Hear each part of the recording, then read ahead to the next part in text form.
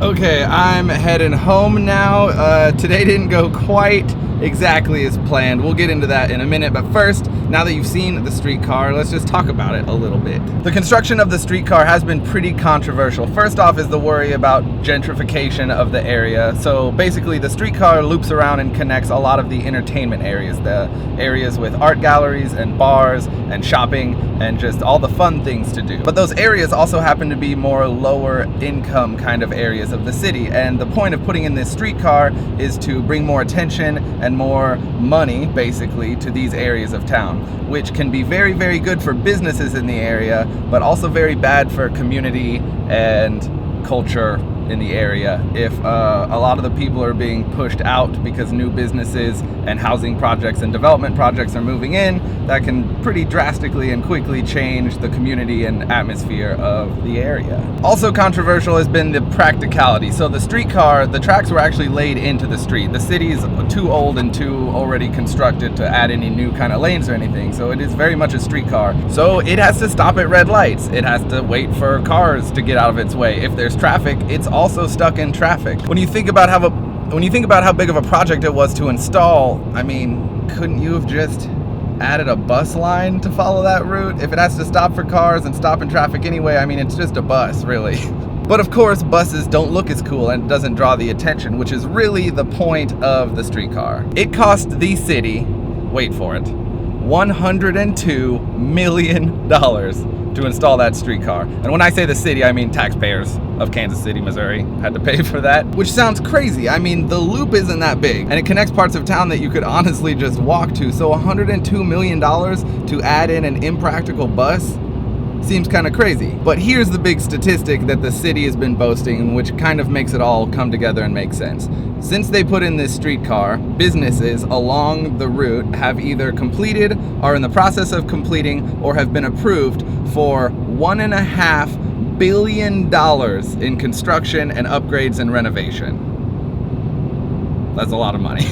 So when you think about it that way, the city pitched in $100 million, businesses in the area spent $1.5 billion, so when you add that up together, that's $1.6 billion in upgrades to Kansas City, Missouri because of the installation of this streetcar. $100 million is still a lot of money for the city to spend on something so just for show. But when you consider that that was only 1/15 of what businesses and companies around the area have spent to kind of rejuvenate Kansas City, it kind of starts to make more sense and seem not like such a dumb investment. With all that being said, the reason today didn't go quite according to plan, it was the first day that they were running these, and it turns out they don't really know what they're doing yet. We parked our car at one end of the route and we rode to the other end, and then everything stopped working. All the cars were delayed. There's 4 cars on the track and they were all together somehow. We waited at a stop for like 40 minutes and then eventually just started walking. So there's some kinks that need to be worked out for sure. So for the short term, if you're going down to Kansas City and you're gonna party, now you get to party at a lot of different other spots. Did I mention it was free to ride? So that's kind of cool. In the long run, there's already sky-rise condos and huge buildings being built in the area, so we'll see how it changes Kansas City. So anyway, sorry for the weird short video. Today didn't go how I was planning either, so we're in the same boat. But for the Kansas City Streetcar, you look beautiful. It definitely makes the area look a lot cooler. I think it adds like a rejuvenated energy to the city that I could totally feel all day today by everyone around. Everyone was really excited about it and taking pictures, and we'll just have to see what effect it has on Kansas City going into the future. But for now, cool. Nathan out. See you guys later.